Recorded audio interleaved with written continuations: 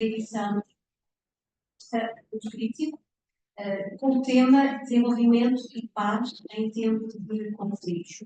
Esta apresentação terá dois momentos, um painel inicial composto pelos oradores que estão presentes nesta mesa, que eu vou passar a apresentar, a Sra. Presidente do Camões, Instituto da Profissão e da Língua, a Sra. Embaixadora de Portugal Paraíba, professor doutor Eduardo Moraes Sarmento, Presidente de CESA, e a doutora Fátima Proença, Presidente da ACER. No segundo momento haverá o painel de debate, onde também no final poderá haver intervenção do público e algumas dúvidas que caibam por trás. Sendo assim, para iniciar esta sessão, eu passo a palavra à Presidente do Camões, Instituto da Profissão da Língua, a Sra. Embaixadora Portugal Paraíba. Muito boa tarde a todos. Antes de mais, é um prazer recebê-los aqui no Camões, na Sala Camões. E é um prazer para mim ser um dos primeiros atos, digamos assim, que faço, enfim, que sou, digamos, de que sou anfitriã, ser de facto o lançamento desta revista, O Mundo Crítico, que é uma parceria já antiga, já de 10 números com o Camões, de que nós temos de facto muito orgulho de ser os vossos parceiros, e queria a esse propósito cumprimentar, saudar tanto a senhora professora Fátima Proença como o senhor professor Eduardo Moraes Sarmento, respectivamente da ACER e do CESA. O trabalho que fazem é a todos os tipos meritórios, como sabem, trabalham connosco, são nossos parceiros em várias áreas da cooperação, mas sobretudo, e acho que hoje em dia, no dia de hoje, estamos a falar sobretudo de uma fileira, se posso chamar assim, que é muito importante para nós, que é a educação para o desenvolvimento. Para além de todas as outras coisas que vêm com essa educação, em termos digamos, de cooperação e de projetos mais tangíveis do que é o nosso apoio e a nossa ação em termos de cooperação para o desenvolvimento. O Mundo Crítico é, de facto, uma revista muito interessante. Eu estava a dizer aqui, a confidenciar, que li até à página 41. Ainda não tive tempo para ler mais, mas vou com certeza ler, e fiquei muito interessada pelos artigos que li, que provocam a nossa reflexão. Eu acho que esse é o objetivo. E que também, ao mesmo tempo, dão informação factual sobre digamos, as tendências e as problemáticas atuais do que é a cooperação e do que é até o tratamento destes temas nos vários fóruns internacionais e as perspectivas nacionais que vamos tendo, tanto de portuguesa como de outros países que são nossos parceiros.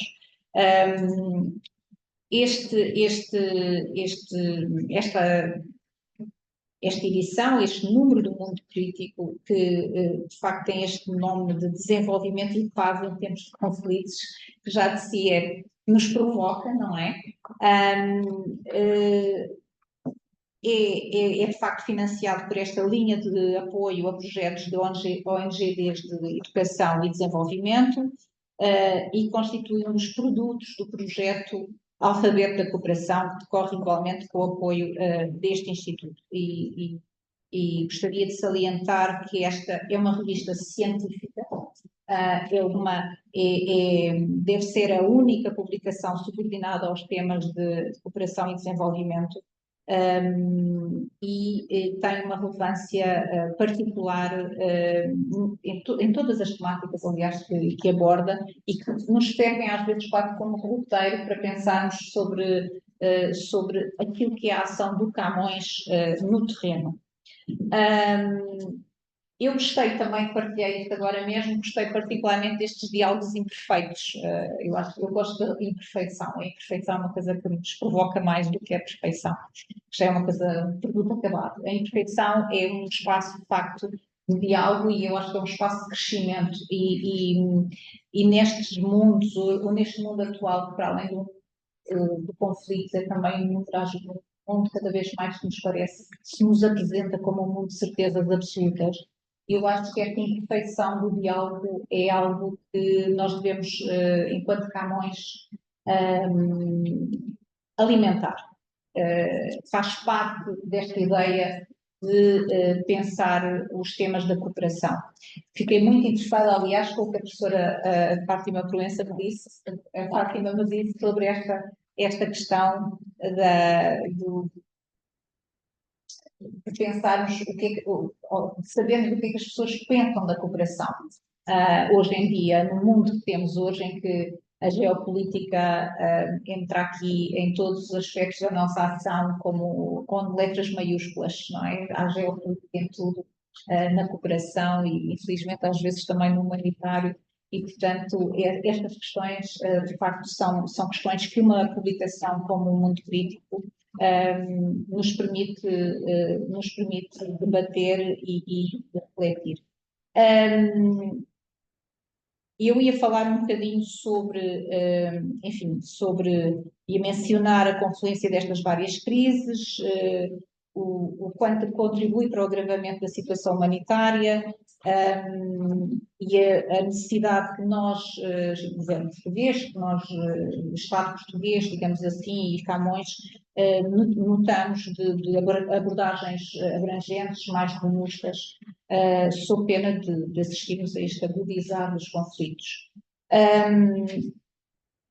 Nas minhas notas tenho aqui que, segundo o Global Peace Index, recentemente enfrentamos 56 conflitos, o maior número desde a Segunda Guerra Mundial, envolvendo 92 países e em 2023 registaram-se 162 mortes relacionadas com conflitos. Infelizmente este número já aumentou muito desde 2023, mas não está aqui nas minhas notas, mas vindo há muito pouco tempo de um continente como a África, onde passei os últimos 2 anos, e de uma região específica, que é a região da África Ocidental, também gostaria de dizer que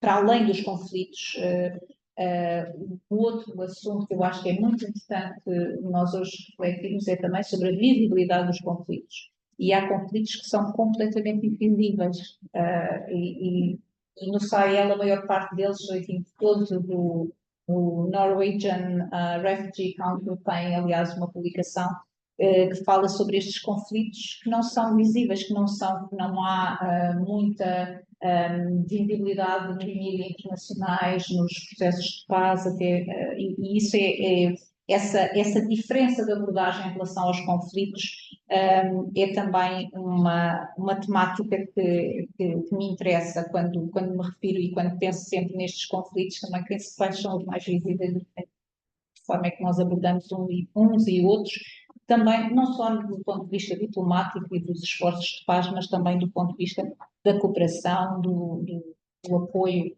às populações e da assistência humanitária.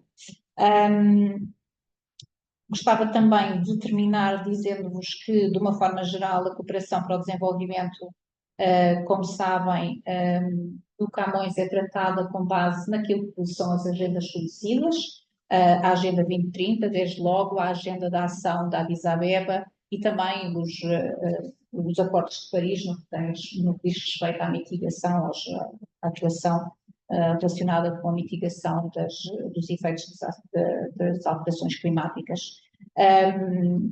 Orientamos a nossa ação para o desenvolvimento humano e para a erradicação da pobreza, combate às desigualdades e a promoção do desenvolvimento global sustentável, equitativo e inclusivo, que assenta no respeito pela dignidade humana e no lema sem deixar ninguém para trás.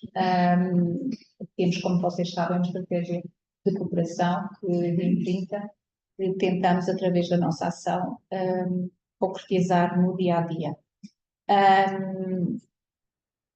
Parabéns a todos aqueles que participaram neste esforço de escrever e de pensar o mundo crítico.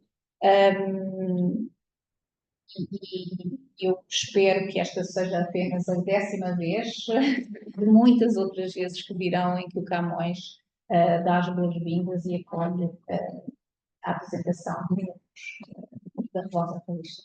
Obrigada.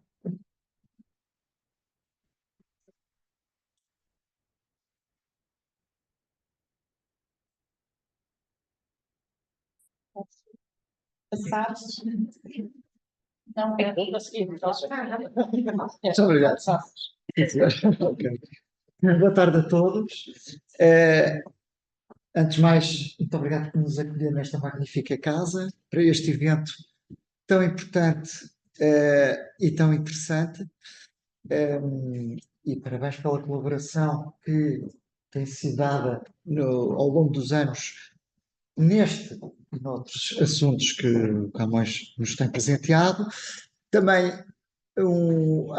bem-aja à FCT, que também tem colaborado com o Mundo Crítico, e os autores aqui presentes, que são as pessoas mais importantes, porque senão, se os autores não estaríamos aqui hoje, teríamos aqui o Mundo Crítico com 125 páginas vazias, e assim temos aqui com 125 páginas cheias de conteúdo muito interessante.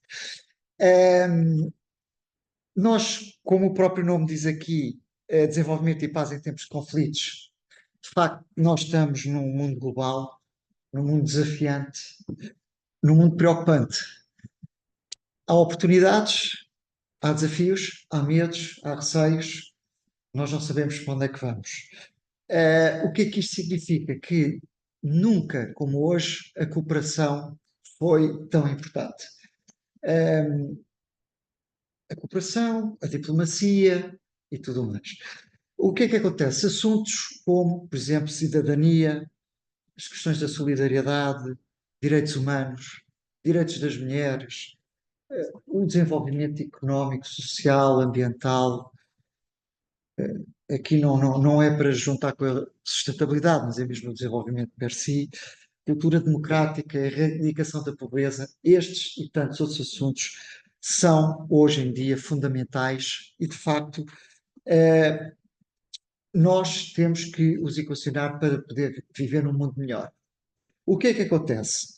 E é fundamental nós refletirmos não só demagogicamente, ou como eu digo, estou fora desse meio politicamente, sobre as questões, interessa refletir cientificamente sobre estes assuntos. Esta revista tem essa vantagem, que tem aqui uma perspectiva científica muito forte, complementada com a perspectiva do mercado, das ONGs, e esta colaboração entre a ACEP e o César, de facto, é o exemplo vivo de que nem só o mundo académico vive fechado, porque nós precisamos do dia a dia, assim como e precisamos de beber esses ensinamentos e essa experiência e partilhar. Ora, esta questão da investigação e do desenvolvimento, de facto, esta construção de pontes e de laços com alicerces firmes tem sido feito através desta obra do Mundo Crítico ao longo destes anos todos. É algo que, de facto, está consolidado. Há poucas revistas, infelizmente, há poucas revistas na área sobre estas temáticas. Fica aqui também o desafio para o aparecimento de outras, mas sem fechar esta. E, no fundo, o que é que interessa aqui é realçar, de facto, esta colaboração profícua entre a CEP e César, por um lado, e os seus parceiros, Instituto Camões e a FCT, tem sido um trabalho conjunto, tem sido uma caminhada muito interessante, que espero que se mantenha por longos anos. O que é que me apraz dizer para terminar? Leiam. O que aqui está, de facto, é muito interessante. Dá que pensar e podemos combinar outro sítio, outro local para discutir estas temáticas. Muito obrigado pela vossa presença aqui e votos de uma boa leitura.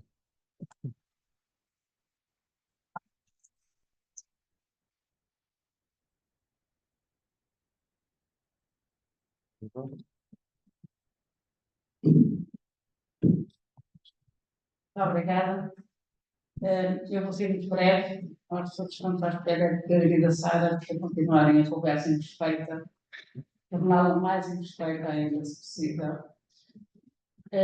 Mas antes disso, queria agradecer à Sra. Embaixadora Flabela Paraíba, Presidente do Camões, por nos acolher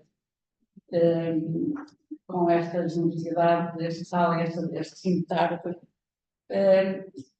E agradecer uma outra coisa que acho que representa e que esperamos que vá continuar a representar, que é o respeito que o Camões tem pela autonomia das organizações que financiam. E, de facto, para nós, o Mundo Crítico é um espaço crítico, é um espaço de reflexão crítica, é um espaço que não tem fronteiras, digamos assim, de temas e das questões que aborda, e temos sentido, de facto, a compreensão da parte do Camões dessa autonomia, da parte das organizações da sociedade civil e dos centros de investigação, neste caso, que nos tem permitido, de facto, continuar este trabalho ao longo de todos estes anos. Isto é válido para a revista Mundo Crítico, mas é válido para uma série de outras áreas de cooperação com o Camões que temos desenvolvido ao longo dos anos. Eu gostava muito brevemente de chamar aqui e pedir o vosso reconhecimento de todos quantos têm permitido a realização desta revista. Ou seja, 10 números do Mundo Crítico não é porque há 4 pessoas ou 5 pessoas com a cabeça enfiada no papel e agarrada ao telefone, não sei o quê. Não, é porque há muita gente que, de facto, reconhece a importância, valoriza a importância deste tipo de espaços de reflexão, de debate, de pesquisa, de divulgação de experiências, de outras formas, de divulgação de outras formas, por exemplo, pela fotografia, pela banda desenhada, uma multiplicidade de formas de comunicação sobre o desenvolvimento e sobre questionar as questões do desenvolvimento, e é essas dezenas, se calhar, infelizmente, já centenas de pessoas que são elas que fazem o Mundo Crítico e que têm permitido também que o Mundo Crítico continue. E neste caso concreto, essa situação concreta, eu gostaria muito de agradecer à Sara, e ao Pedro, por serem disponibilizados não só a fazer esta conversa, mas também a virem hoje aqui a Lisboa, continuá-la connosco, continuar essa conversa. Não há belo senso de não. Nós estamos a viver um momento complicado e difícil na ARCEP.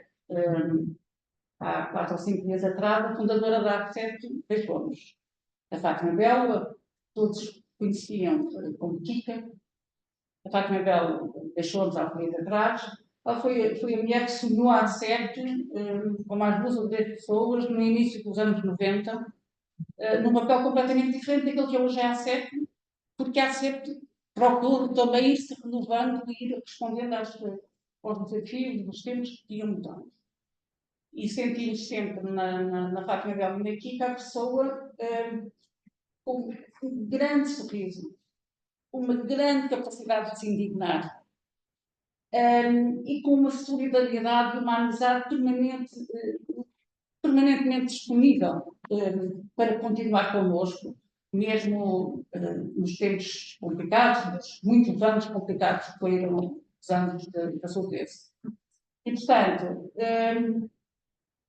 este número não é um número bonito para dedicar à Kika. O título de desenvolvimento para conflitos não é o tema que eu gostaria de dedicar à Kika, mas é este trabalho que nós fazemos que gostávamos de dedicar à Kika e partilhar isso convosco. Muito obrigada.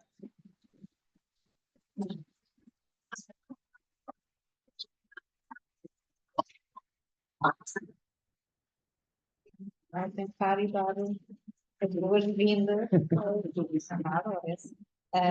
Vamos nos ausentar aqui da mesa, mas continuamos a seguir as conversas imperfeitas da plateia.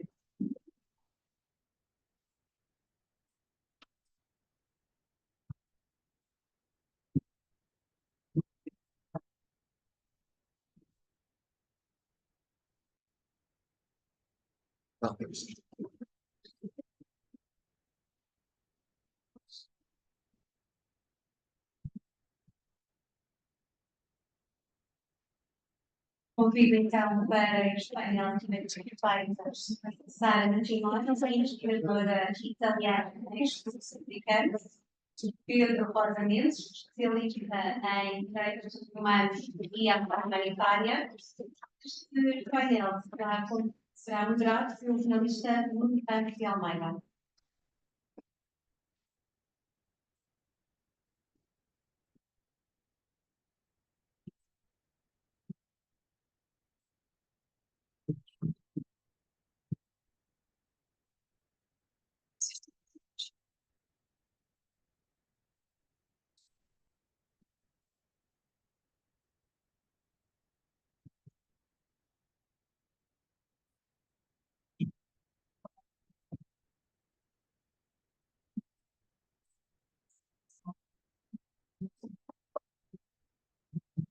Boa tarde. Antes de mais, obrigado pelo convite. Vamos tentar fazer estas conversas, não sei se mais imperfeitas ou mais perfeitas, mas com a vossa colaboração vão andar um pouco à volta dos temas da revista e, naturalmente, da conversa. Em 1950, o escritor, que agora se encontra, se lê, o Robert Vallant, tinha um livro chamado Borobudur. E então esse livro fazia a descrição, uma aterragem no Paquistão de um avião vindo do Ocidente, onde os passageiros que não eram do Ocidente saíam e depois entravam uma data de paquistaneses vestidos com os fatos permeáveis e a borrifar os ocidentais de desinfetante para combater os miasmas ocidentais. E a história, segundo o escritor, se resumia à ideia de que, durante a colonização, as mulheres britânicas tinham um grande nojo quando tocavam a louça, tocavam as coisas, os paquistaneses, e aquilo era uma vingança retroativa desse sistema. Nesta conversa há uma ideia, não dos miasmas ocidentais, mas da influência que o Ocidente, do ponto de vista externo, teve com a formação dos Estados do Terceiro Mundo, e nomeadamente da África. A Sara de Simone fala que há ali uma compulsão para o Estado-nação. Poderia ter havido outro tipo de unidade política em África e no Terceiro Mundo, sem o Ocidente.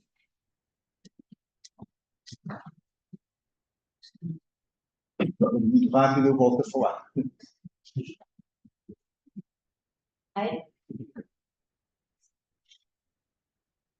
Yes, I'm sorry, I don't speak Portuguese and I have a translation in the headphones.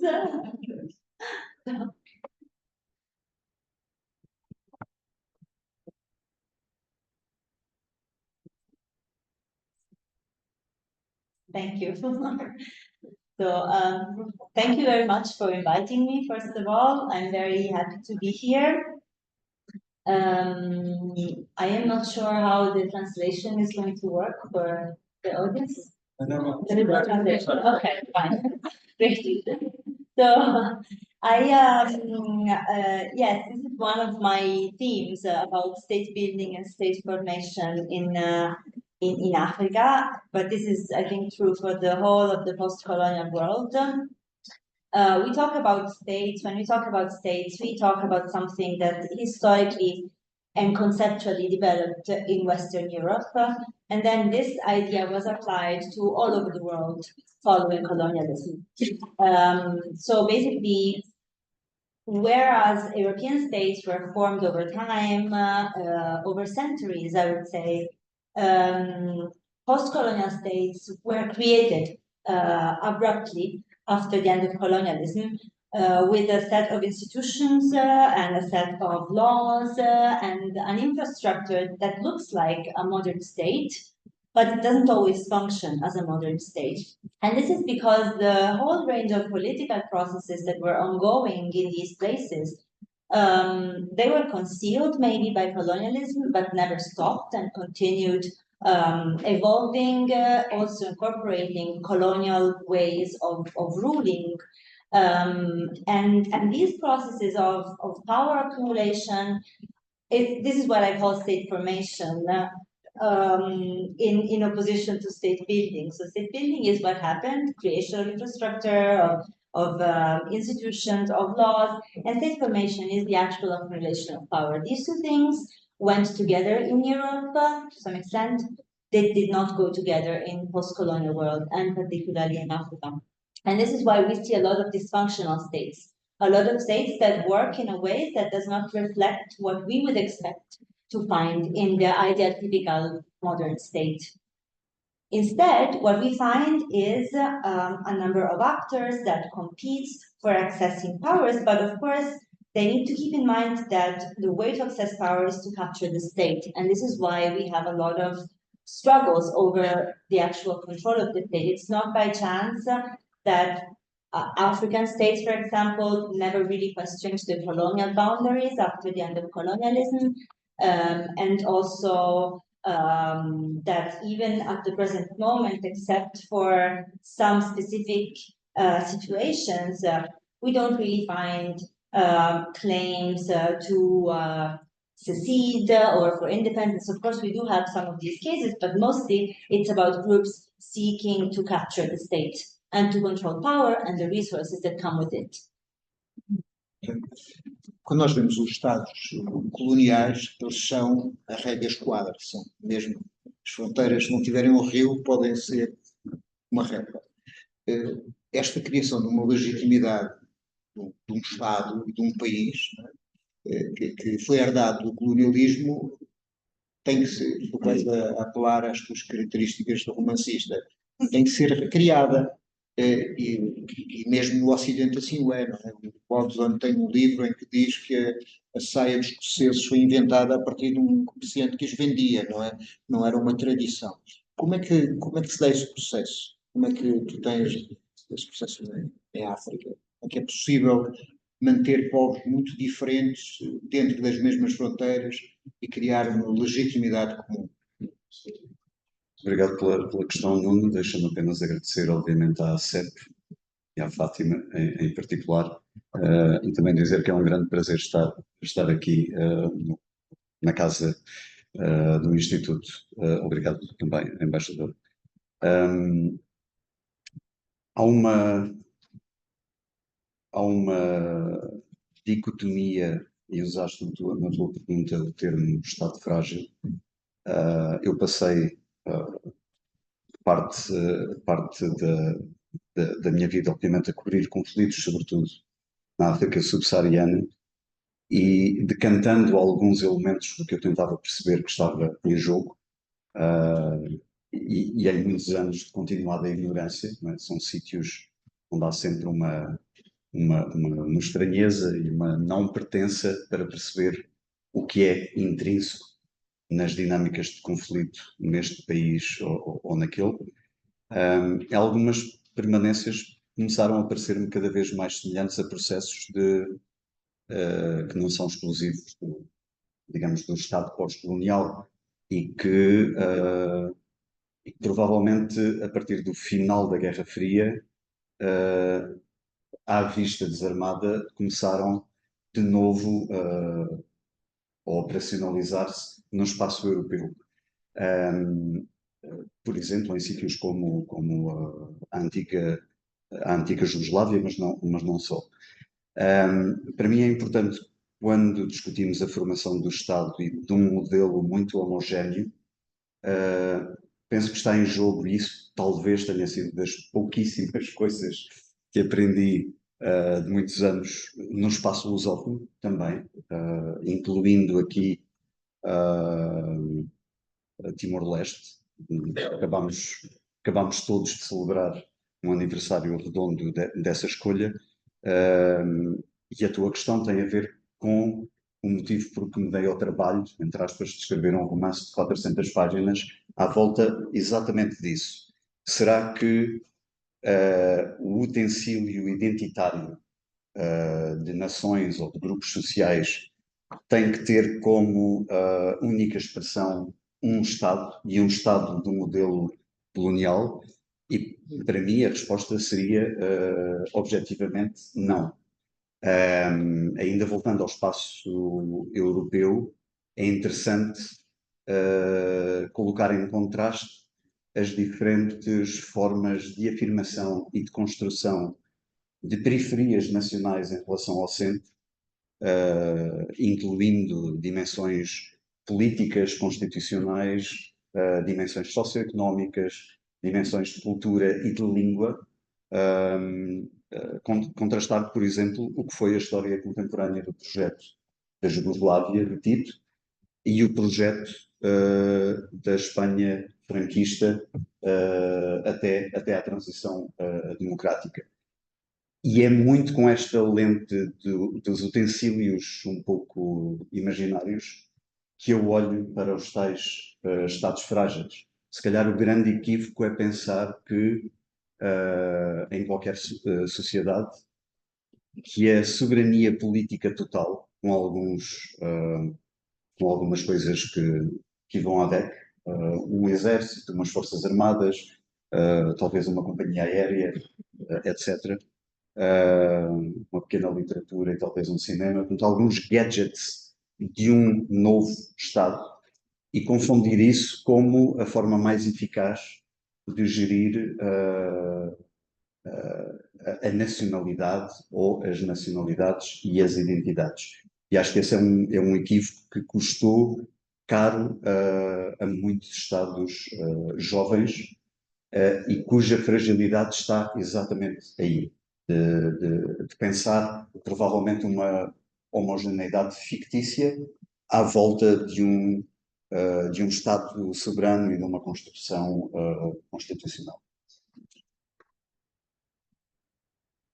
Há um autor sueco que tem um livro chamado Exterminem Todas as Bestas, Esse mesmo, que faz, acompanha, viaja ao coração das trevas com o lado, e no fundo faz um pouco tutorial intelectual do racismo e do genocídio.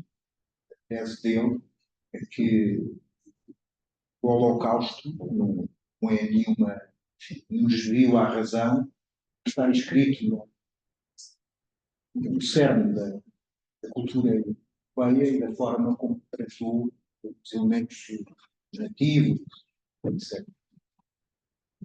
A sua violência que existe em África, os conflitos, a forma como nós vemos os conflitos, por exemplo, o conflito da Ucrânia e da Palestina, de uma forma diferente, tem um pouco a ver com isso, da forma como achamos alguns humanos e outros menos humanos.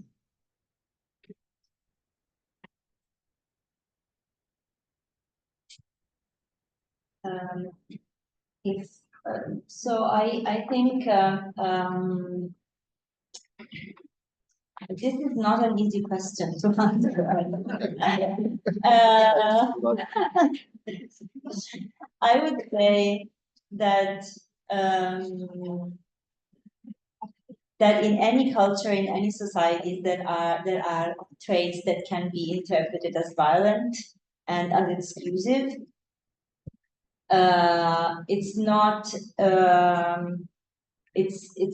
I mean, there are a lot of ways not to make them explode. There are a lot of ways, in my view, to keep them under control. What happens in our view, because we look at all these conflicts from our Western European perspective, is that we do look at these conflicts in different ways, mostly because we don't understand them. But also because there are some features that are more easily understandable to us than others. For us, it's easy to understand why Russia and Ukraine are fighting. They're closer, they're white, we see they're actually geographically close, not only culturally. So it's kind of easier to understand why they fight, and this is also why we have a quite simplified way of talking about the conflict, about Russia have invaded Ukraine defending themselves, which is of course true, but there are also a lot of nuances that we don't really talk about. We don't have that kind of narrative about the nuances of, for example, Ukrainian resistance or attacks. We kind of have this narrative. It makes it easier for us to understand. It makes it not problematic to also maybe take sides No, because the general narrative in Western Europe is Ukraine is a victim against a Russian invasion. And I'm not saying that I don't agree with this. I want to make it very clear. Just I think that there is, there are ways to talk about these conflicts that makes it easier not to question our view. Other conflicts, African conflicts, for example, are more difficult to understand. And I will make the example of the war in Sudan, which is a huge war that has been going on for more than a year now, almost a year and a half. We barely talk about it. 20,000 people have died in a year and a half of conflict. It's about two military groups that are fighting themselves basically to control the capital and the state again, and the resources that come with the state. We barely talk about it, and it's an internal fight. There are, of course, when we talk about it, we usually point at the responsibilities of external allies to the two sides. I've really seen maybe 2 or 3 articles in European newspapers trying to figure out what was actually going on and to find reasons, mostly, attribute the reasons for conflict to religious differences, identity issues, and they don't go in depth to the analysis. And I think this has to do, of course, with the fact that this is more far away geographically. These people are culturally far away from us also, not only geographically, and we feel less obliged to figure out what are the reasons for this conflict. I think in the end, if we really wanted to understand all these conflicts, we would find similar features in all the conflicts, and they typically have to do with political economy. Now, this is, of course, is my perspective, and I know that it's not the only thing. But if you go and find the common elements of these conflicts, they usually involve the control of land, for example. They usually involve the control of some kind of resources that produce wealth. They concern how this wealth is redistributed, if it is at all.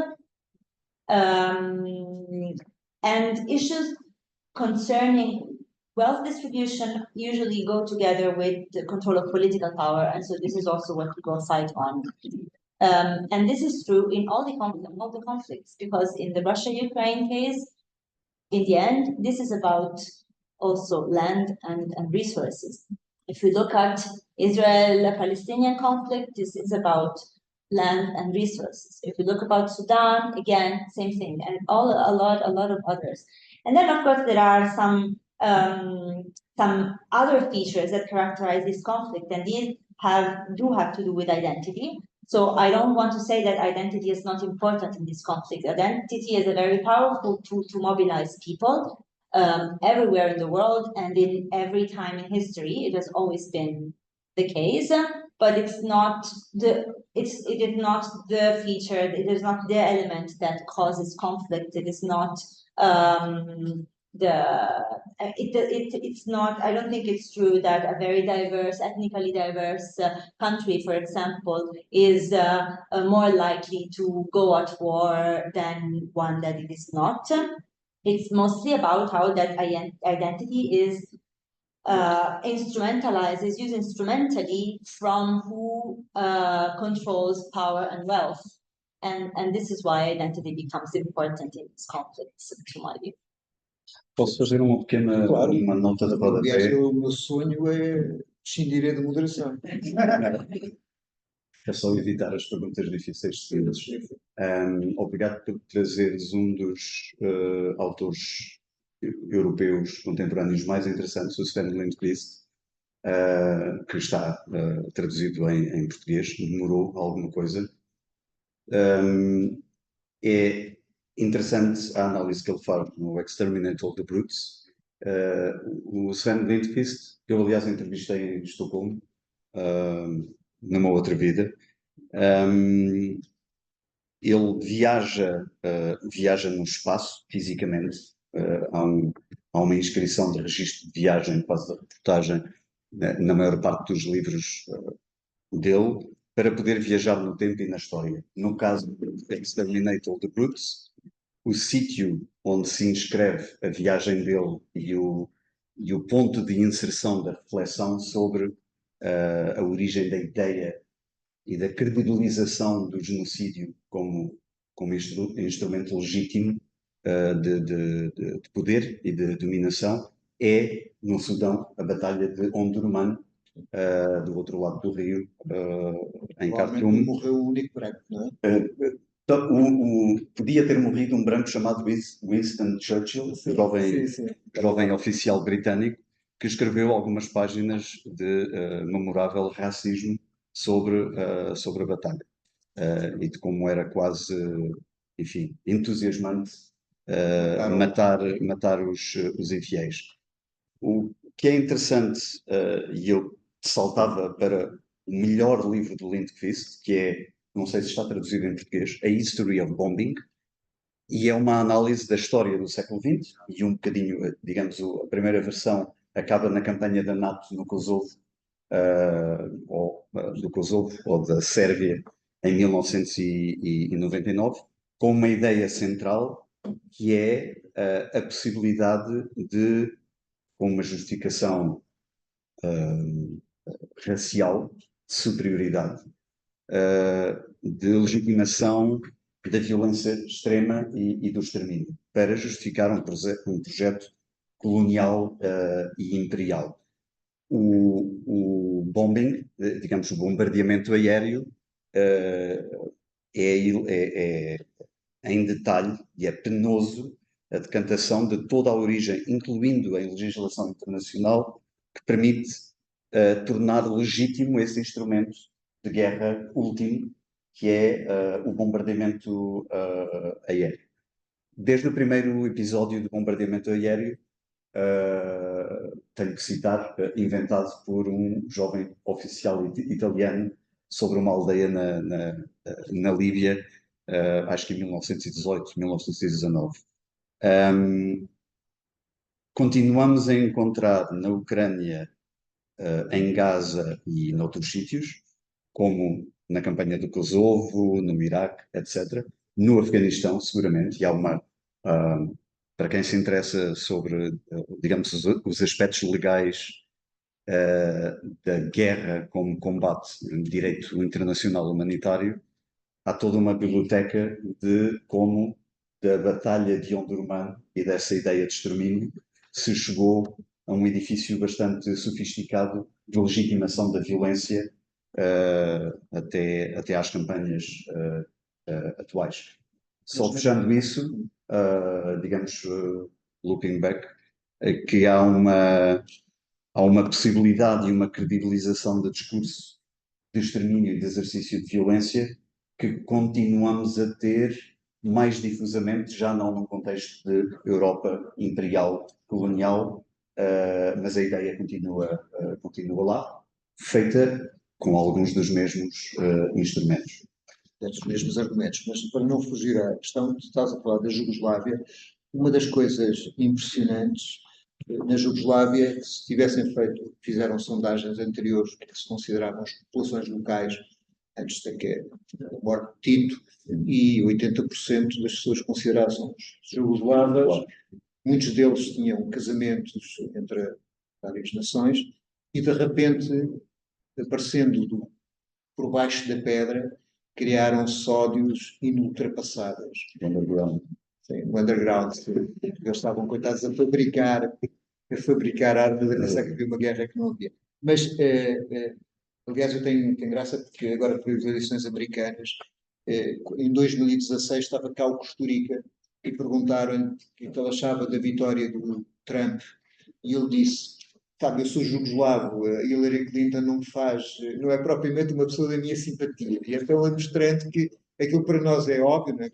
Ou para muitos de nós é óbvio, que o Trump é muito pior, para um jugoslavo ou para um tipo daquela área é menos claro. Mas eu queria saber como é que tu achas a construção da paz, também a construção da guerra. Como é que é este mecanismo que permitiu que gente que vivesse em paz durante dezenas de anos, de repente, descobrisse nações que eram mais importantes que tudo? Ah,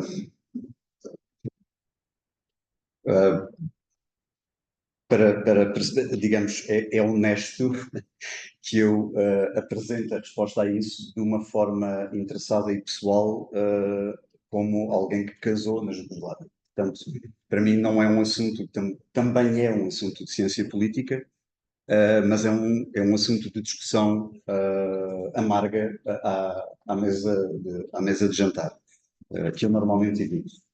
É interessante,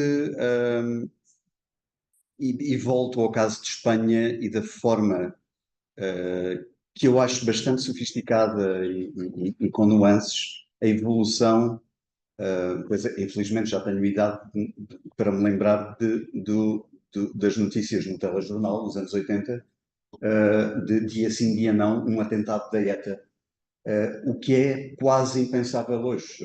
Digamos, para qualquer pessoa que tenha menos de 35 anos, seguramente se dissermos País Vasco, a primeira coisa que vem à cabeça é o Guggenheim. E entre os atentados da ETA e o Guggenheim há um projeto de negociação, de afirmação de uma sociedade, de uma nação muito forte, incluindo uma língua intratável, acho que para todos aqui na sala, de um projeto de afirmação nacionalista num contexto de democracia multinacional. Que, aliás, fazendo paralelos para o que acontece ao nacionalismo catalão hoje, sem sair da Espanha, poderia ser interessante. Onde eu quero chegar é uma ideia muito central para mim quando tento também analisar conflitos, continua a ser, digamos, um pouco o meu trabalho agora com refugiados e deslocados internos, é a falta a mentira do determinismo dos conflitos. Que o conflito foi assim porque tinha que acontecer. Nomeadamente, foi assim porque tinha que acontecer, sobretudo se for no Global South, ou se for num país frágil. É claro que aquela guerra ia acontecer. Muitíssimas guerras não aconteceram e temos todos memória, se formos um bocadinho intelectualmente honestos, de guerras que foram repetidamente anunciadas e que felizmente nunca aconteceram. A Sara falou, e acho uma parte interessante da investigação dela, falou digamos, de ingredientes de controle de poder, e eu acrescentaria à construção da guerra um elemento, que a Sara, aliás, também, digamos que é um dos elementos, segundo sei, centrais na sua investigação, que eu resumiria na palavra extrativas, e que é de facto uma mecânica, é um ingrediente que, começando por ser um ingrediente provavelmente de input de desenvolvimento e de possibilidade de mais riqueza, é quase sistematicamente, e aí se calhar com algum determinismo, é um elemento de construção de conflito. Eu acho que o caso provavelmente mais triste e mais recente é no contexto do norte de Moçambique, de uma forma talvez mais difusa. Mas há, digamos, com frequência, há um elemento de economia política, há um elemento de esvaziamento de mecanismos sociais para disputar o poder e, nomeadamente, para disputar o poder ou negociá-lo entre centros e periferias. O que eu acho que foi, genericamente, digamos, de uma forma muito simplista, o que aconteceu na Jugoslávia. Num período, digamos, num período particular, as três grandes nações tiveram três líderes igualmente maus. Só concluindo, quando eu falava da falta de determinismo, é também a possibilidade de, em maus momentos, haver, e de contar bastante, haver boa liderança e de haver uma credibilidade dessa boa liderança para evitar a guerra que se constrói. Sara, eu penso que há uma imagem, um comentário de Chomsky, Aplicação do Consenso, em que ele mostra o que é que saiu no New York Times sobre o campo de cheia e depois mostra o que é que saiu no New York Times sobre Timor-Leste. O campo de cheia, várias salas, sobre Timor-Leste, muito pouco. Como é que é possível tornar visíveis estes conflitos que são invisíveis? Tu, a certa altura, falas que é inimaginável alguém estar 7 anos no campo de refugiados. Mas a verdade é que os charaulis estão há 50 e parece que ninguém consegue ligar em relação à situação deles. Como é que é possível tornar esses conflitos que são invisíveis, visíveis, e se isso é importante para a sua resolução?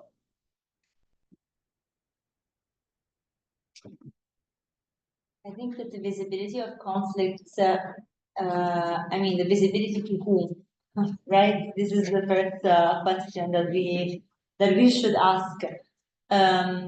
Of course, a conflict that is visible to external powerful actors, meaning Western country, but not only Western country nowadays. It's also about a lot of the so-called new donors, the Gulf states, BRICS, yes, but I would say that those that are more influent in conflict, in African conflicts today also involve a lot of Gulf states, Turkey, the Emirates, Saudi Arabia, who are not in the BRICS, and then of course there is Russia. Saudi Arabia is now in the BRICS. Saudi Arabia is now in the BRICS. Anyways, I mean, of course, these are powerful countries that support militarily the countries that they want to support, the parties to the conflicts that they want to support. They do that usually for economical reasons. And so this is one key element, that there is some exploitable resources in the place where the conflict happens. But I think that there are also other ways. I mean, if there is no, in the Sahrawi case, I think that is, I mean, it's a situation where it has been very difficult to intervene, to come to the spotlight at international level for two major reasons. One is that Morocco is a powerful regional actor, and so few countries want to play against it, basically. And also the other reason is that Sahrawi doesn't have a lot to offer in terms of exploitable resources, and so the attention is not so much focused on that conflict particularly. And I think that one other thing is also that sometimes there are conflicts that manage to emerge because of the ability of the political or military leadership to play international interest, even when in terms of resources there isn't much to offer. And one thing, and so one thing that could be done is, for example, use major international narratives about global crisis, global challenges. And I'm thinking, for example, of Uganda, of how Museveni came to power. I mean, Uganda is a landlocked country. Now they're talking about oil, but in the 80s, nobody was really talking about oil in Uganda. Minerals, yes, but not as much as, for example, in the Congo or in other mineral-rich countries. But yet, Museveni was very smart at playing, the threat, for example, the growing threat of,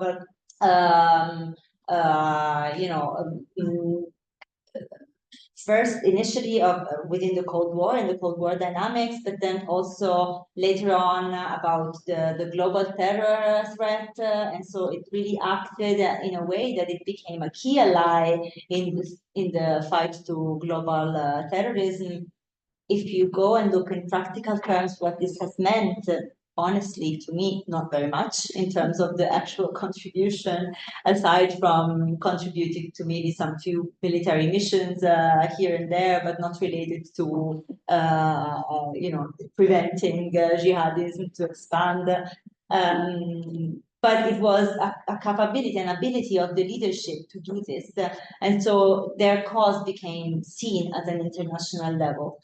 And so I guess that this is one other card that the leaders within invisible conflict can play nowadays. Nowadays, I mean, the audience of this kind of claims of, claims of being strategically important for some reason is wider, because there are more actors that are willing and interested in intervening in those conflicts. Tens trabalho feito, Costa do Marfim, sobre a relação das alterações climáticas e de conflitos. As alterações climáticas é previsível que multipliquem muito os conflitos armados em várias regiões. This is the $1 million question. As a researcher, I can say that there is no evidence that climate change directly causes conflict. There is some agreement that it increases conflicts at the local level. It's not really clear what it does in terms of regimes, in terms of opposition between different regimes and violence and political violence within one country. What I suspect, but this is an ongoing research, is that the policies that governments, non-democratic or semi-democratic governments implement to contrast climate change might have an impact also on conflict, because climate change is being addressed quite a lot as a technical issue, so something that needs to be responded to with the mitigation measures, adaptation measures, meaning projects that address agriculture, they address energy production, they address infrastructure, and so on. These things are not neutral. Everything that is connected to the hard sciences is not neutral at all. And so the way that these policies are designed and then implemented have an impact on, for example, existing inequality, or for example, on the inclusion and exclusion of certain segments of the society. For example, in the case of Ivory Coast, now my research on Ivory Coast has been it's quite new, so I don't have definitive findings yet, but it's been a lot about the tensions between farmers and herders in the north of the country. And my idea, and the idea of the group, the research group I'm working with, is that the impact of climate change and the grievances that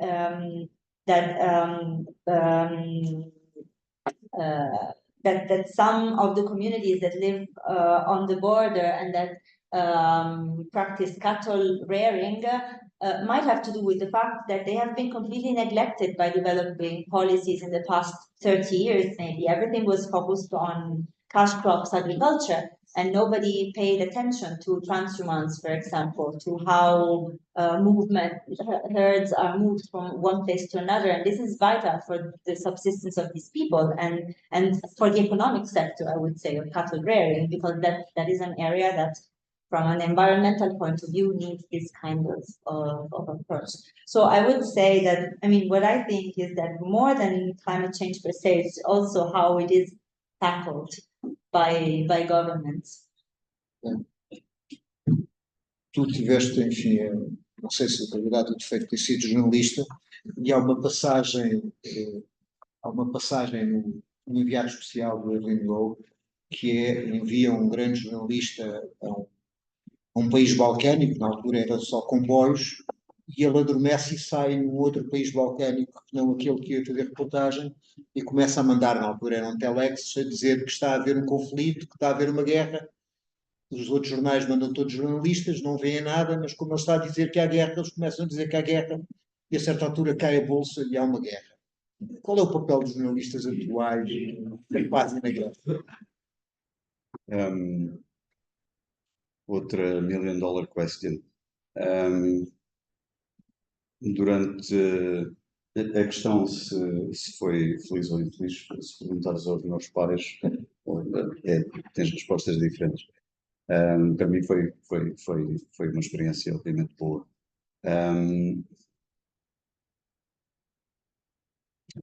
Fui jornalista o tempo suficiente para ahm, provavelmente mudar, ou eu diria mais concretamente, corrigir algumas ideias feitas num período inicial de reportagens de guerra e do qual era a função, a missão e a possibilidade do jornalista, que eu achava que era muita, ahm, que, e que acho que é pouca.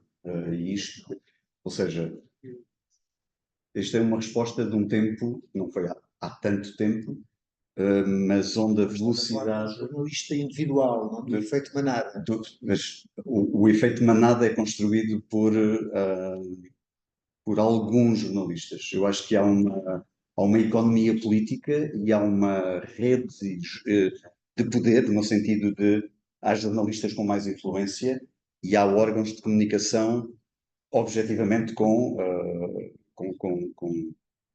influência também política e que vai muito além da opinião pública. Provavelmente nem é bom perder tempo a discutir se isso é bom ou é mau. Acho que tenho isso como adquirido. Acho eu responderia a isso, e voltando a ao projeto inicial que eu tive com a ACEP e com a Fátima, de um álbum de reportagens chamado Ilhas de Fogo, que foi feito em zonas, algumas delas em conflito ainda na altura, mas eram reportagens de invisibilidade, sobretudo a nível de comunidades, e com uma distorção positiva, ou seja, havia um fio condutor de histórias, de coisas, de projetos que, nas condições mais adversas, corriam bem e digamos que constituíam um foco de luz e de inspiração, mesmo em contextos muito agrestes e violentos. Essa invisibilidade do que é, digamos, a guerra entre Estados, a guerra dos exércitos, para uma outra dimensão que é como é que a paz e os conflitos podem construir-se e desenvolver-se entre pessoas concretas, entre indivíduos, entre redes, entre comunidades. Penso que é parte do trabalho ainda do jornalismo que por vezes explica aquilo que falámos agora, invisibilidades de guerras. Queria só, aliás, acrescentar uma nota. Parte do problema da invisibilidade de muitas guerras atuais tem também a ver com mudanças fundamentais do tipo de guerra que hoje temos. Hoje, seguramente, na última década e meia, que são conflitos muito raramente, e se pensarmos, por exemplo, no continente africano, é cada vez mais raro haver um conflito visível entre dois Estados, interestadual. E também não é tão comum haver conflitos entre um movimento armado, qualquer que seja a sua natureza, e um Estado. O que é cada vez mais comum e cada vez mais mortífero são conflitos entre comunidades, a um nível muito quase ground level, e que são invisíveis porque acho que nós, no jornalismo, não aprendemos que esse nível de realidades também devem ser matéria de notícia. Se a Etiópia atacar a Eritreia ou vice-versa, ou o Sudão, é notícia. Se há alguma coisa entre o Saara Ocidental, os Sarauis e Marrocos, isso é notícia. Se há um massacre entre duas comunidades que nós não sabemos o nome, não é notícia. E parte do problema está justamente nessa perpetuação de invisibilidade. Para terminar a resposta à tua pergunta difícil, com esta elipse, eu acho que as possibilidades técnicas do jornalismo hoje criam um imediatismo e um ruído, um white noise constante que impossibilita uma leitura e uma reflexão do que muitas vezes se está a relatar, porque a técnica substitui o tema, mais do que acontecia provavelmente há 20 anos, 25 anos, seguramente. Can I say something about journalists and maybe ask a question to Pedro? I have the impression that one other problem about news coverage about in these wars is also that there has been a deterioration in customary accepted norms, like, for example, that you don't target journalists. In many, and this, I think this is growing. I mean, of course, we've seen a lot of international law violations with the Palestine-Israel conflict, but I think this also involves journalists to some extent. Of course, in that case, maybe journalists have not been directly targeted, but in other cases, I don't think, for example, that a journalist could ever, like a Western journalist, could ever enter Sudan at the moment safely without, having some degree of certainty that he or she won't be directly targeted. So I see this deterioration of this kind of norms that we used to. O Sudão, da Palestina, para não ser 30. Sim, mas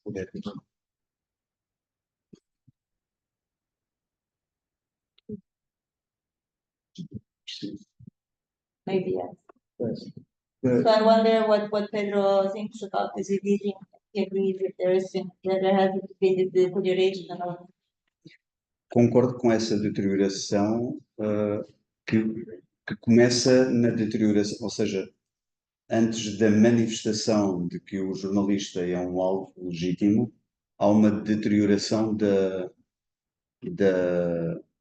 percepção de neutralidade do jornalista, que se perdeu há muito e do qual, seguramente, digamos, quando pensamos a uma escala internacional, os números são impressionantes nos últimos 20 anos de retreat, de retirada, de saída. Havia uma cobertura capilar, apesar de tudo, de grandes órgãos de informação, nacionais, regionais, globais, dos New York Times, das BBCs, das RTPs, etc., dos públicos à nossa escala, que deixou de existir provavelmente há 10, 15 anos. E deixou de existir também por razões de mudança digamos, do modelo de negócio da imprensa, etc. Mas essa retirada criou espaço para que, quando o jornalista está lá, há quase uma excepcionalidade. E essa excepcionalidade é articulada como parcialidade. Se o jornalista está aqui é porque é pró isto ou contra aquilo. Eu já deixei o métier há década e meia, mas concordo contigo, Sara. Havia sítios onde, apesar de tudo, ou seja, podia, não sei, eu pude, o primeiro exemplo que me vem à cabeça é que eu pude estar 3 meses em Belgrado durante os bombardeamentos da NATO, sendo um jornalista de um dos países que estava a bombardear a cidade. Durante os 3 meses nunca ninguém me sequer ameaçou por ser de um dos países fundadores, já agora, da aliança. Essa distância não tenho de todo a certeza que seria mantida hoje. E, portanto, se calhar é um privilégio de neutralidade e de distância que já não existe, mas também, para ser advogado do diabo, será que em circunstâncias como os conflitos atuais, qual é a baliza em que se deve manter a neutralidade jornalística? Como é que se exerce isso na Palestina? Não sei. E de certa forma agradeço hoje não ter que saber. Não sei se conseguiria ser jornalista com os mesmos códigos com que fui em Angola, ou Libéria, etc. Eu vou agora passar para o público, se quiserem fazer perguntas, comentários, etc. Se não quiserem, também não são obrigados a fazer.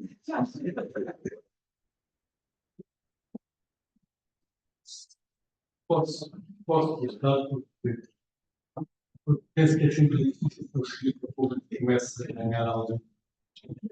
Sim, obrigado.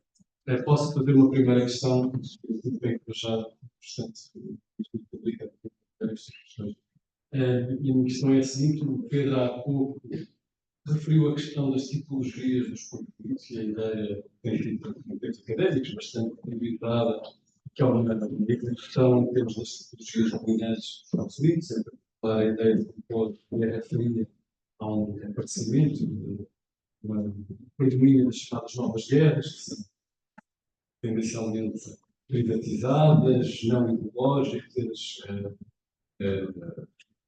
predatórias, e que se distinguem muito daquilo que era o padrão típico dos conflitos da Guerra Fria, que eram mais tipicamente envolviam atores totais, mas além do mais, tendiam a refletir alinhamentos enquanto guerras por procuração daquilo que eram os blocos em conflito durante a Guerra Fria. No entanto, por um lado, queria perguntar o que é que acham desta ideia, deste modelo, se concordam com ele, se afastam modelo, mas além do mais, queria perguntar-vos como é que veem o momento presente à luz deste modelo, sendo que é um momento presente em que, mesmo no contexto de conflitos e de golpes de Estado, por exemplo, no continente africano, vemos claramente aquilo que é a presença de influências, novamente, de potências internacionais no contexto de um recrudescimento de rivalidades interhegemónicas. Para já, não tanto entre a China e os Estados Unidos, que é aquilo que todos nós pensamos no risco chamada armadilha de Tucídides, isto é a expressão utilizada das relações internacionais, que é o risco de conflito aberto entre uma potência feminina, longo, claro, e uma potência ascendente. Mas, portanto, para já, não tanto entre a China e os Estados Unidos, mas seguramente entre a Rússia e os Estados Unidos. Claro, essas coisas com um papel muito claro, no Sahel, na República Centro-Africana, etc. Então, a minha pergunta de além de perguntar o que é que acham desse modelo teórico e analítico relativamente às novas guerras, e até que ponto é que ele não estará já a sair a cair em desuso por via de um recrudescimento das tensões interhegemónicas ou interhegemónicas.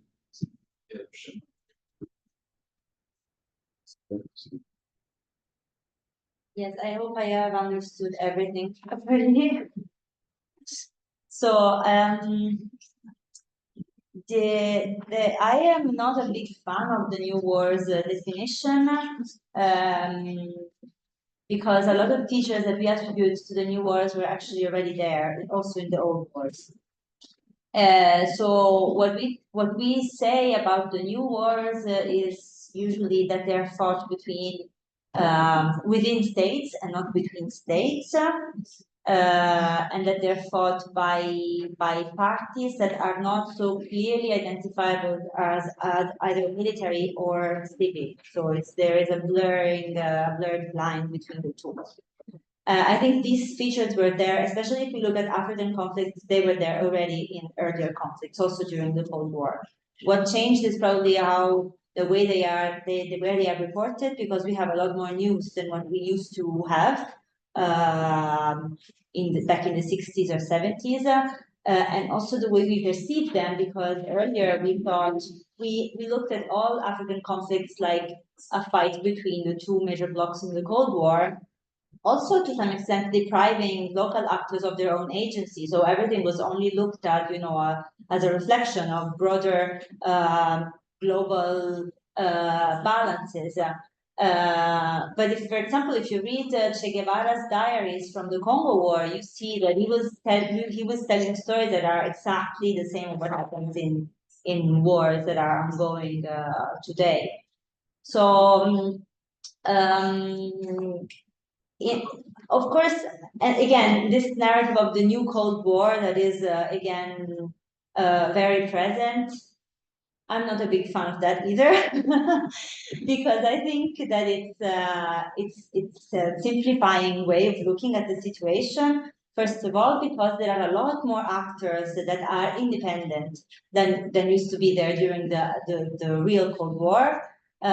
We were talking about it earlier. Now there are the BRICS countries, there is Turkey, there is the Emirates, there is China. China doesn't want to have anything to do with military situations, but sometimes this really brought into the talks, at least by force, because it has some vital interest. For example, it did send either soldiers, actual Chinese soldiers, to South Sudan, for example, where it controlled almost all the oil fields. So there are these exceptions, but China doesn't really want to be involved. And also the other reason why I'm not a big fan of that narrative is that I think it's very alarming in a situation where I honestly wouldn't bet that Russia really has the might, the military might that it takes to really pose an actual military threat to the United States and NATO today, after 2 years of war against Ukraine, a war that hasn't been going that well. So I mean, I wouldn't look at what goes on the African continent from this perspective. I would rather, I think we really need to place a lot more attention on what are the internal dynamics, the endogenous causes of conflicts. The war in Sudan, for example, again, it's not because there is the Emirates that wants something from the Rapid Support Forces, one of the military parties to the conflict. There are internal reasons, and then there are external actors that jump into the conflict, but it's not them who pull the threads up from outside. So I think this kind of explanations that look a lot of at geopolitics and find the external reasons as predominant over the local ones. I think they're misleading because they underplay local factors that lead to the emergence of wars, which are a lot more important, I think. Alexandre, obrigado pela questão. Eu assinaria por baixo no ceticismo da nova Guerra Fria. Aliás, por exemplo, no Sahel, encontro algumas continuidades da Primeira Guerra Fria. Acho que há alguma ilusão e provavelmente, se calhar, digamos, no ecossistema Europa Ocidental, América, houve uma década em que toda a gente esteve muito ocupada com o pós-11 de setembro, desatento a dinâmicas que se construíram e que são profundas, por exemplo, de relações durante a Guerra Fria entre o antigo espaço bloco soviético e várias elites dos antigos países, digamos, socialistas, com vários casos óbvios também no espaço lusófono. E essas afinidades eu acho que são bastante operativas, são longas e sobrevivem mais do que uma geração depois do fim da Guerra Fria.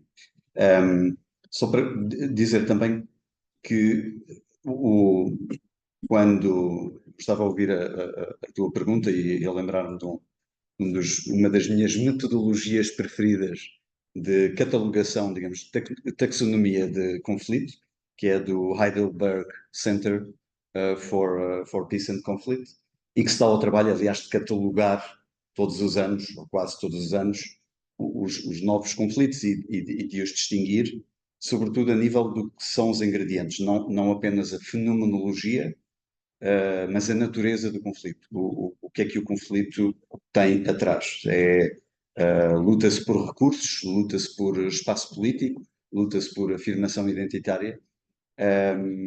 Uma coisa que é saliente, e talvez mais do que há 20 ou 30 anos, seguramente, é que a erosão de uma gramática comum de decência na guerra, à volta do direito, de algumas regras básicas, digamos, direito internacional humanitário, seguramente, e outras,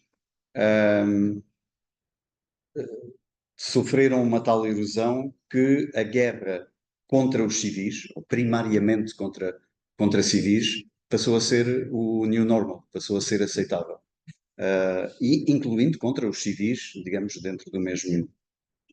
Penso que o que aconteceu na Síria e no Iraque, com o Estado Islâmico, é ilustrativo disso. A uma escala e com meios de infligir sofrimento que também não existiam e que são, talvez, mais democráticos no sentido que há um mercado mais global. Não é?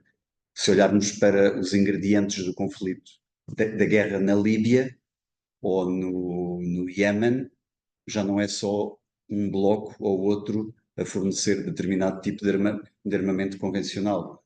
Portanto, até na Ucrânia se vê isso. Portanto, há por aí, digamos, o que é legítimo como alvo e a normalização do civil de várias formas como o objeto da guerra, isso acho que não existia,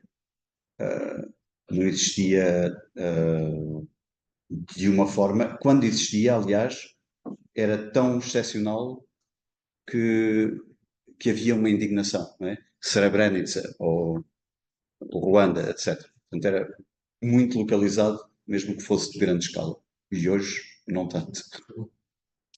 Depois desta tentativa do Pedro de branquificar o nosso passado, não é? Branquear o nosso passado, em geral, há mais alguma pergunta? Branquear. Sim. Olá, boa tarde. Antes de mais, agradeço pela sessão, já ser muito interessante. O meu nome é Eduardo Cardoso. Eu voltei há pouco tempo da Índia, mais propriamente de Orissa, onde estive a trabalhar nos últimos 10 meses num projeto de adaptação às alterações climáticas. E eu tinha que colocar aqui duas questões, porque este tema foi abordado, tem mais a ver com os conflitos a nível local, não entre países, mas entre comunidades. A minha experiência no trabalho que estou a desenvolver dentro, enfim, do setor da ajuda humanitária e do desenvolvimento, ter como target comunidades em zonas bastante remotas de Orissa, que é um estado que, enfim, a atividade essencial é a agricultura e estive a trabalhar com comunidades tribais. Portanto, o objetivo do projeto era, sinceramente, abordar uma situação gravíssima de insegurança alimentar e hídrica deste conjunto de aldeias, com baseamentos de 10 mil pessoas. Ainda assim, à medida que os meses foram passando, eu estabeleci uma relação de confiança com as comunidades e, para além de ouvir falar de episódios relacionados, enfim, com vulnerabilidade às alterações climáticas, comecei a observar vários testemunhos de medo. E de medo, enfim, de alguns grupos mais vulneráveis, porque se começaram a observar nos últimos anos conflitos armados de violência entre comunidades de diferentes aldeias, e essencialmente devido à escassez de água para regar os campos. Já nem estou a falar para a consumo pessoal. Isto, sinceramente, não era uma situação que estava à espera de vivenciar, não porque não achar que não existisse, mas pelo nível de frequência de testemunhos que eu ouvi. Estou a falar da Índia, não é sequer estou a falar será do Sudão do Sul, onde outro país tem, enfim, uma situação de crise humanitária ainda maior. Enfim, portanto, estamos a falar de uma zona, ali da zona da Ilha de Bengal, em que existem, não existem para já condições de vida essenciais. Estão-se a observar fluxos migratórios para os grandes centros urbanos, em que essencialmente os homens, naquela cultura são chefes de família, vão viver para os slums, para baixo do lado, em condições também não saudáveis. O corpo institucional é muito frágil, as autoridades não funcionam bem, não protegem os grupos mais vulneráveis, também como foi descrito. Existe uma desigualdade existente desumana, o sistema de castas foi também muito difícil trabalhar, lidar com. Violência de género, taxas elevadas de suicídio dos agricultores, especialmente dos homens na Índia rural. Este foi mais ou menos o contexto que me deparei. E, essencialmente, eu queria perguntar primeiro, principalmente à Sara, se acha genuinamente que os planos internacionais de adaptação e mitigação às alterações climáticas estão desenhados e preparados, principalmente no sul global, para atingirem e alcançarem as metas já delineadas e que, na sua opinião, dentro dos mecanismos de cooperação existentes atualmente, que tipo de medidas é que nós podemos apoiar enquanto União Europeia, enquanto, enfim, o Estado, independentemente, de modo a reforçar a qualidade das instituições democráticas e a nível de governança. E para o Pedro, mais especificamente, também pelo seu trabalho desenvolvido, eu queria perguntar quais são as estratégias de comunicação mais eficientes para abordar este tópico que é sensível. Eu, do meu ponto de vista pessoal, fui desenvolver algum trabalho de comunicação externa do trabalho que fazer a partir dos melhores exemplos de resiliência, porque sempre achei que estabelecer uma narrativa sobre os melhores exemplos de sucesso, quer de iniciativas de adaptação e de pessoas, em concreto famílias que têm desenvolvido, enfim, têm-se adaptado de forma bem sobrevivido às alterações climáticas nesta região, era a melhor, mas neste momento, sinceramente, sim, não quero deixar este tipo de conflitos invisíveis e gostava de saber qual é a forma mais eficiente de abordar estas questões. Obrigado. Thank you very much for this question. I think that it is very important to keep in mind, both when we observe the impact of climate change and when we also think of the effectiveness of the solutions, that one major component of the level of suffering from the impact of climate change is vulnerability.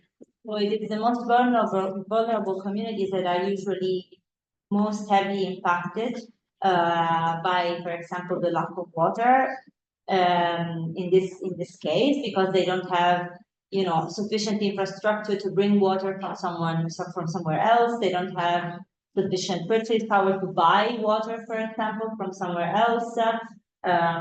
We also had droughts in parts of Italy, in southern Italy this summer, for example, but nobody really died of thirst and nobody really took up weapons to get water, to access water. So, of course, this is one very important thing to keep in mind. And this is also the answer to the question about the effectiveness of the mitigation and adaptation measures. I don't think the point is so much what kind of measures are being implemented, because of course I think they're all reasonable. They're all they've been designed by technicians, experts. I'm no expert in climate change mitigation and adaptation, of course. But what I think it's important is that no technical measure can ever be effective if it is not implemented with a social justice idea in mind. We also talk a lot about environmental justice. So I think that is the major problem. I will just make a quick example. Ethiopia is a country that has been the African champion in terms of climate change, of contrasting climate change. How do they do that? Besides very flourishing rhetoric and narratives and speeches wherever the government officials can advertise themselves. They also built dams. They built very large dams, and they present it as a groundbreaking way of contrasting climate change, of mitigating the effects of climate change, not only because they produce clean energy, but also because they control they control floods and droughts. So basically, they create these big reservoirs, and then they can release water when they decide to do it, or they can keep water when there is too much water. But this, of course, seems very nice and effective, but you also need to think about what happens, for example, in terms of environmental impact or in terms of social impact for the communities that live along rivers. And of course, the solution is not to build big dams. This is not the solution, obviously. but the solution would be a more participative and balanced way of involving local communities and sharing the benefits. The energy that is produced by these large dams is not used to electrify the rural areas, for example. It usually goes to town, to industries, or is exported for to get hard currency for the state. So this is what I mean when I say social and environmental justice, not only the actual measures. Alterações climáticas não é sem dúvida o meu tema, a minha especialidade. Do ângulo de comunicação e tendo já deixado o mundo da comunicação, mas parece-me óbvio, ou seja, trabalho em mobilidade humana, em migrações, refugiados, deslocados internos, há muitos anos, desde que deixei o jornalismo precisamente, e há um crescendo da narrativa devido às mudanças climáticas, aí vêm hordas de migrantes, de refugiados do clima. E acho que há, no mínimo, uma obrigação de bom senso e de factualidade em contrariar essa narrativa, que objetivamente não tem, pelo contrário, há cada vez mais, digamos, pesquisa recente, incluindo em estudos da migração, que contrariam essa narrativa apocalíptica, incluindo, aliás, foi há poucos, penso no início do verão, maio ou junho, um dos livros mais importantes, de um dos autores mais importantes atualmente em termos de migrações, de estudos de migração, é um holandês chamado Hein de Haas. O último livro dele, How Migration Works, no título original, foi traduzido, foi editado em português, e desmonta em 10 capítulos também essa narrativa e aponta alguns caminhos de desmontar isso através de um esforço de comunicação baseada em factos, em pesquisa. Uma coisa importante, e fazendo zoom out das comunidades de Ouriça, onde fez a sua pesquisa, o que é evidente à escala global, regional, seguramente também no contexto da África subsaariana, é que a migração, em geral, é um projeto caro. Apenas uma pequena parte das pessoas que poderiam ambicionar migrar ou mudar de sítio têm os recursos para o fazer, e por mudanças climáticas ou por outras causas, a maioria esmagadora, e isto obviamente há uma biblioteca deste tamanho para o confirmar, a esmagadora maioria dos migrantes migra dentro do seu próprio país, e nomeadamente no contexto africano, migra a nível intrarregional, digamos, na África Oriental, na África, dentro também das comunidades económicas regionais. Da Europa acha-se, obviamente, pensa-se a coisa numa escala diferente. E só para terminar, como leigo que se tenta interessar por algo que é uma emergência planetária, não é? Sem estar a citar ninguém especificamente, nos últimos anos, 3, 4, 5 anos, leio cada vez com mais interesse e com mais avidez todo um filão de autores como Thomas Piketty, por exemplo, que estabelecem linhas de continuidade entre desigualdades sociais e transgeracionais, nomeadamente históricas, e situações de vulnerabilidade às alterações climáticas, mas também um outro filão que encontra, digamos, o filão do Thomas Piketty e dos economistas, não por acaso, de autores como Timothée Parric, que é um jovem economista francês e que é dos autores mais interessantes sobre degrowth E penso que digamos, cada vez isto não é ideológico, o problema, e eu tento ler, por exemplo, o último relatório, o capítulo África do último relatório do IPCC, há 2 anos, é francamente factual e francamente assustador. Mas isso é verdade também para outros continentes.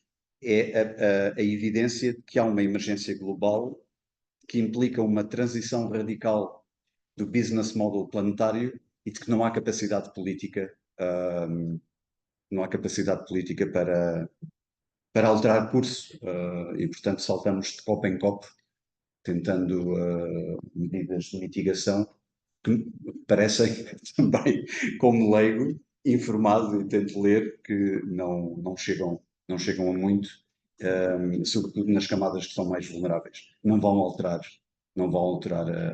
o contexto e a situação. Bom, muito obrigado. Encerramos aqui o debate. Quero agradecer a vossa presença, a Sara e ao Pedro. E Obrigado, Bruno. boas leituras. Obrigado.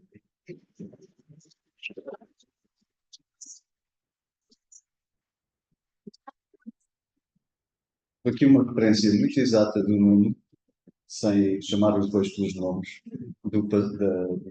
chamaste o branqueamento do passado português. Obviamente, referiu-se a que Portugal foi o primeiro país fora do Vietnã a usar napalm contra as populações civis. Estávamos. Terminamos com isto. Exato. E depois ainda volta. Obrigado a todos. Boa noite. Estamos também a falar. Terminemos os 2 meses. E depois estamos a ver que